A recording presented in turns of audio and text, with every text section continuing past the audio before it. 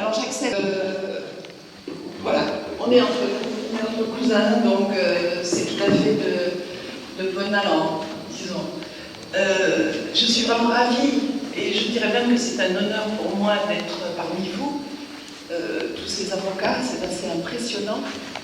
J'ai entendu un petit peu, en particulier donc, la direction de l'environnement et des établissements classés, qui a, comme l'a dit mon cousin Traoré, en charge les établissements classés, c'est-à-dire toutes les sociétés, tous les projets, et en particulier, bien sûr, les projets miniers et les projets pétroliers.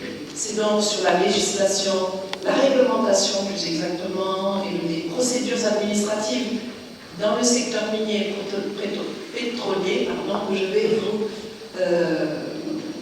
je vais vous édifier.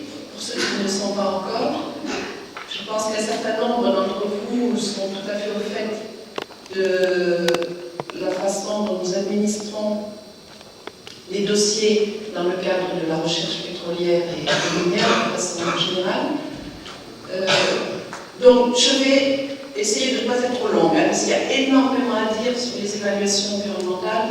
C'est passionnant, c'est en pleine mouvance en plus, je dois dire, mais je vais essayer d'être la plus pas rapide, mais disons bien synthétiser ce que je voulais vous présenter. Alors, est-ce que ça ne marche pas comme sur mon ordinateur? Et je ne sais pas à qui est cet ordinateur. Comment on fait pour avoir le diaporama? Donc je vous disais, je vais vous édifier sur les évaluations environnementales. Pourquoi les évaluations environnementales? Évidemment, c'est simple à comprendre, vous le savez très bien. C'est pour que les industries, de façon générale, mais aussi tout ce qui est mine, l'industrie pétrolière et tous les... surtout actuellement, la recherche pétrolière qui est en cours au niveau du Sénégal, de Mauritanie et de beaucoup de pays de la côte ouest africaine en particulier, pour que les environnements, pour que les impacts sur l'environnement et sur les ressources naturelles soient les moins négatifs, qu'on les prenne en compte de façon à ce qu'on puisse se développer tout en préservant l'environnement. Et on s'applique jusqu'à présent sur une loi, le Code de l'environnement qui date de 2001, qui est en révision actuellement, et j'espère, c'est prévu en tout cas, qu'il soit actualisé et donc voté au cours de adopté en 2017, ce Code de l'environnement, qui prend en compte donc des nouveautés, disons, qui actualise le Code de 2001. Dans le Code de l'environnement de 2001, il est déjà fait, bien sûr, mention de ces évaluations environnementales avec une systématisation de ces évaluations environnementales. Et je dois dire que le chef de l'État lui-même l'a répété à plusieurs reprises au cours de 2016 et les années précédentes pour dire que rien ne pouvait se faire, aucun projet, quel qu'il soit, et en particulier les projets miniers et pétroliers, ne pouvaient se faire sans qu'il y ait une évaluation environnementale. Alors, on s'appuie bien sûr dans le Code de l'environnement sur cette petite phrase que vous voyez à l'écran, où on dit que tout projet de développement ou activité susceptible de porter atteinte à l'environnement, de même que les politiques, les plans, les programmes, les études régionales et sectorielles devront faire l'objet d'une évaluation environnementale. Donc ça, c'est acté, disons. Alors, c'est un principe qui a été donc porté au niveau de la Constitution depuis 2016. C'est donc une obligation. Et cette obligation touche tous les projets, et en particulier, bien sûr, les activités minières et les activités pétrolières. Comme vous le savez, on a trouvé du gaz, on a trouvé du pétrole le long des côtes sénégalaises. On espère en 2021 être en mesure d'extraire le gaz de la zone au large de Saint-Louis, qui est une réserve en gaz commune à la Mauritanie et au Sénégal. Et donc en 2021, on espère pouvoir effectivement l'extraire et commercialiser ce gaz et utiliser bien entendu ce gaz. Donc c'est important pour nous d'anticiper par Et c'est pour ça que nous réfléchissons à l'heure actuelle, au niveau étatique, mais également, bien entendu, avec les sociétés pétrolières, à la façon dont nous devons gérer l'environnement par rapport à ces exploitations. L'évaluation environnementale, qui est le terme générique, je vous décrirai très rapidement ensuite les différents types d'évaluation environnementale, doivent assurer la surveillance environnementale et également le suivi. La surveillance environnementale se fait par les sociétés, par les promoteurs eux-mêmes, et nous, direction de l'environnement, nous avons à charge le suivi, c'est-à-dire que nous encadrons, par le suivi, nous encadrons la surveillance environnementale. Dans cette surveillance et ce suivi environnemental, il y a plusieurs phases. La construction elle-même, l'exploitation, et ensuite la fin de l'activité, quand une mine se ferme, par exemple, il faut réhabiliter le site, ou parfois même avant que ça ne soit fermé, on réhabilite le site. C'est le cas de certaines sociétés comme SGO, Société d'extraction d'or dans la région de Kédougou, ou bien la Grande Côte, Société d'extraction du zircon dans la région de Thiès. Alors, ces évaluations environnementales sont donc réglementées à travers le Code minier, qui est tout récent puisqu'il a été adopté en novembre 2016, et à travers également le Code pétrolier. Ça renforce le Code de l'environnement. Je reviendrai sur le Code minier un petit peu plus tard. Les types d'évaluation environnementale que nous avons à gérer sont au nombre de 4. Il y a l'analyse environnementale initiale, qui se fait en général pour des projets assez simples, des établissements de classe 2, les petits établissements, ou bien des projets, comme je vous ai dit, simples. Parfois même, avant l'analyse environnementale initiale, il peut y avoir simplement des prescriptions environnementales. Ça n'entre pas dans le cadre du Code de l'environnement. Ce sont des... comment je pourrais dire, c'est un accord que l'on a avec les sociétés qui n'ont pas d'impact vraiment significatif sur l'environnement. Ensuite, donc, on a l'analyse environnementale initiale, puis pour des projets plus lourds, et notamment tous les projets de classe 1, donc les gros projets, les gros établissements classés, doivent faire l'objet d'une évaluation environnementale stratégique, doivent faire l'objet d'une étude d'impact approfondie. L'étude d'impact approfondie, donc c'est pour les établissements de classe 1 et les gros projets. L'évaluation environnementale stratégique se situe à un niveau, lorsqu'on a des projets qui sont éparpillés un petit peu ou étendus sur le territoire national ou au niveau des régions. À ce moment, on fait une évaluation globale, donc, que l'on appelle l'évaluation environnementale stratégique. Lorsqu'un projet ferme, on a aussi un audit de fermeture, là je ne l'ai pas indiqué, et on a également aussi l'audit sur l'environnement lorsqu'il y a déjà des actions, des activités qui sont menées mais qui n'ont pas fait l'objet d'une étude d'impact approfondie. Alors, je reviens sur l'analyse environnementale initiale rapidement.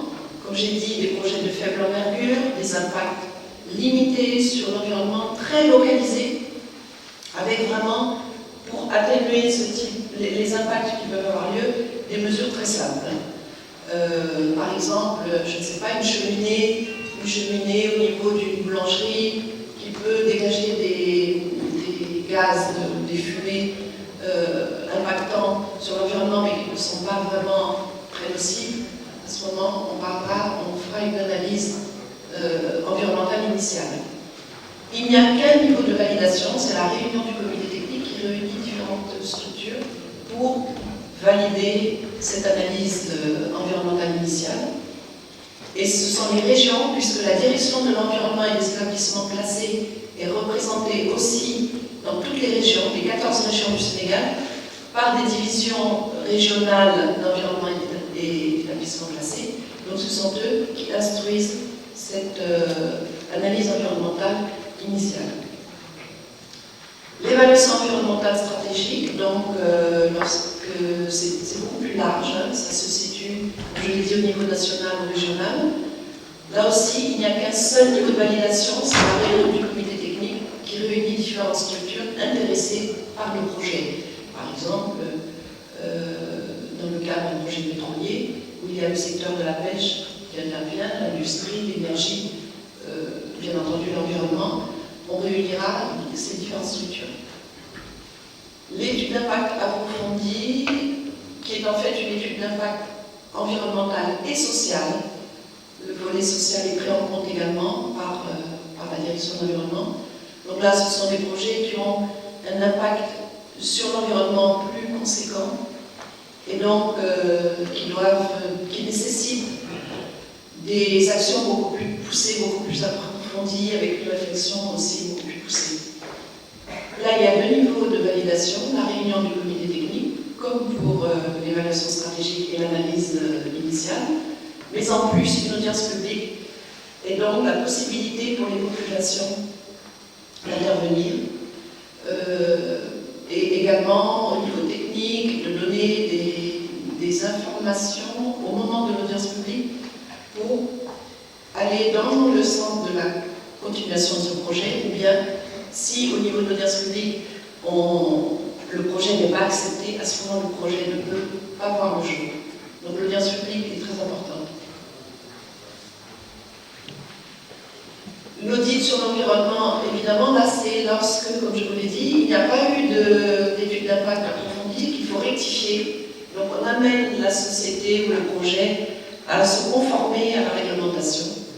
Et donc ça nous permet d'amener ces sociétés dans les sociétés qui ont pignon sur rue, si je peux dire, qui sont dans le secteur formel. C'est le cas, par exemple, des sociétés informelles. Vous savez que dans nos pays, il y a une grande part du secteur qui est informel, 80% au Sénégal. Ça veut dire qu'on amène petit à petit ce secteur informel qui n'est pas en règle à rejoindre le secteur formel et à se conformer au code de l'environnement.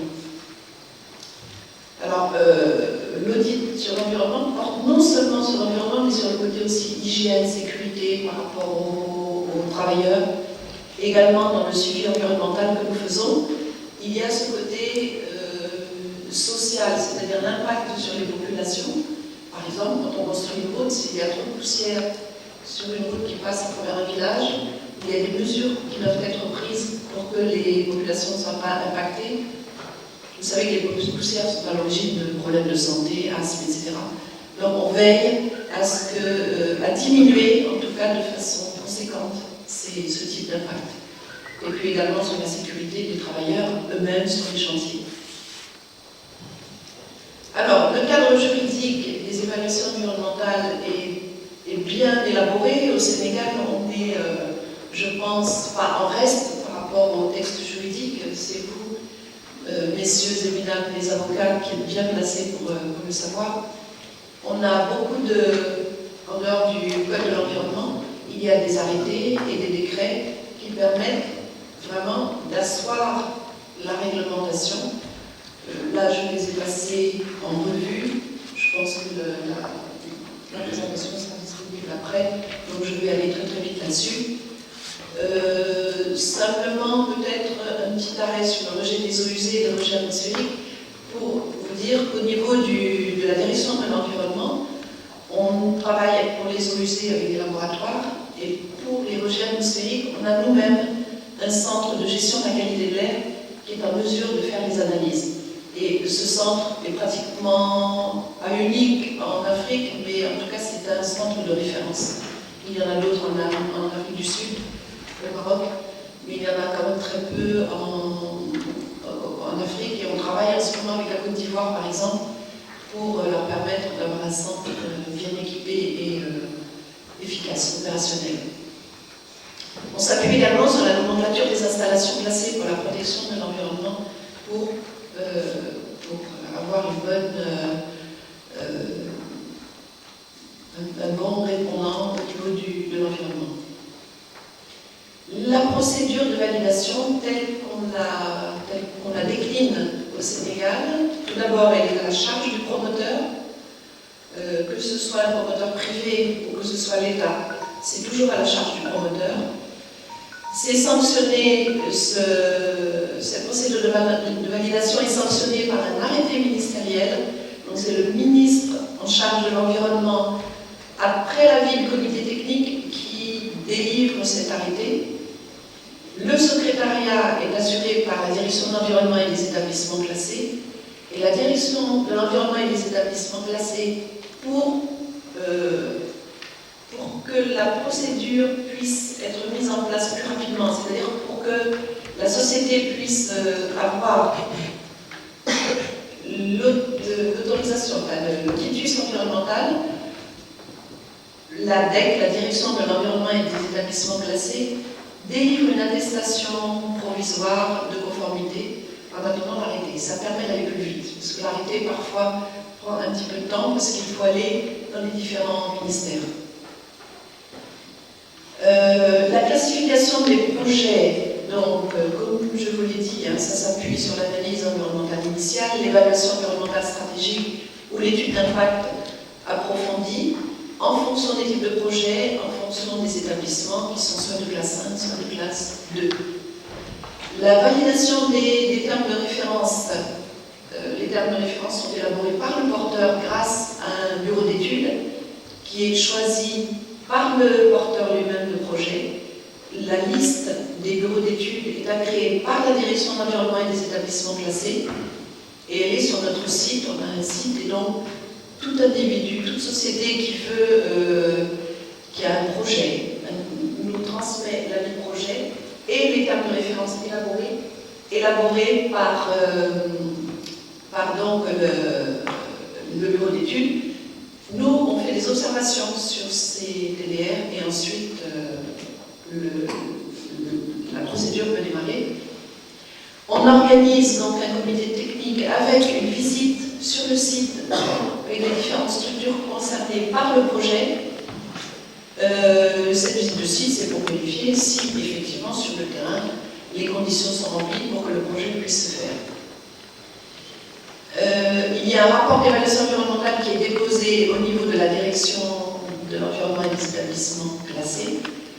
Et il est examiné par le comité technique dans un délai de 15 jours après dépôt, normalement. Ce comité est présidé par le ministère qui a le plus qui est le plus en avant, disons, par rapport au projet. Si c'est un projet sur l'énergie, par exemple, ce sera le ministère de l'énergie qui va présider. Il y a ensuite l'audience publique qui est présidée par l'administration, soit le gouverneur, soit le maire, en fonction du type de projet. La direction de l'environnement et des établissements classés assure toujours le secrétariat, mais à travers les divisions régionales, puisque les audiences publiques se font au niveau régional, vraiment dans les localités qui sont concernées par le projet. Et donc l'objectif, bien évidemment, c'est pour que chacun sache de quoi il s'agit, puisse faire ses observations, puisse avoir un avis technique, social, etc. sur le projet. Et comme je disais tout à l'heure, si à l'audience publique le projet est rejeté, il n'y aura pas de projet, c'est impossible. Alors, maintenant, on va passer à quelque chose d'un petit peu plus précis avec les sites miniers. On sait bien pourquoi il faut effectivement qu'il y ait une réhabilitation des sites miniers. Je passe là-dessus, tout le monde est au courant, les impacts que peuvent avoir les mines sur l'environnement. Et donc la nécessité, bien entendu, d'avoir une réhabilitation. Ces activités de réhabilitation s'appuient aussi sur le code pétrolier et le code minier, en plus du code de l'environnement. La loi donc sur le code pétrolier, disons, régit la réglementation en matière de réhabilitation environnementale et c'est également repris par les contrats qui sont signés avec les sociétés. La réhabilitation, évidemment, ça peut être très simple, ça peut être simplement un petit peu de reboisement, mais ça peut être beaucoup plus conséquent avec des restaurations beaucoup plus approfondies. Bon, il y a des exemples ici au Sénégal et dans tous les pays. Lorsque le site aussi a été abandonné, parce que la réhabilitation, comme je l'ai dit, peut se faire en cours d'activité. C'est le cas actuellement, par exemple, avec la Grande Côte dans l'exploitation l'implantation du zircon, les bénites, etc. Il réhabilite au fur et à mesure les zones qui ont été bouleversées par l'activité. Parfois, ça ne se fait la réhabilitation qu'à la fin de l'activité, tout dépend du type d'activité qui est menée. Au niveau du Sénégal, ce qui est intéressant, c'est l'harmonisation des codes qui a été faite.